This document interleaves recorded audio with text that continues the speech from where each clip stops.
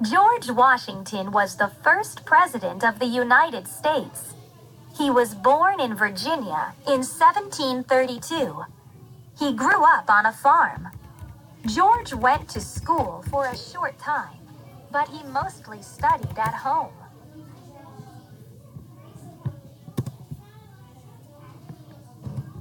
George began working as a surveyor at age 16.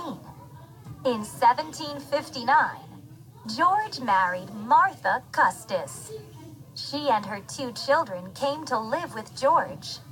They lived at his plantation called Mount Vernon.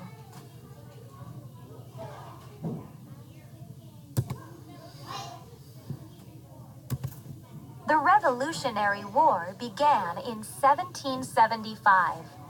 George led the army of American colonists. They fought and won against Great Britain. In 1787, George led a group to form the government of the new United States of America. In 1789, George was elected the first U.S. president. He helped plan the capital city, Washington, D.C., which was named for him. George was president for 8 years. Many people wanted him to serve longer, but he said no. After serving as president, George went home to Mount Vernon. He died in 1799.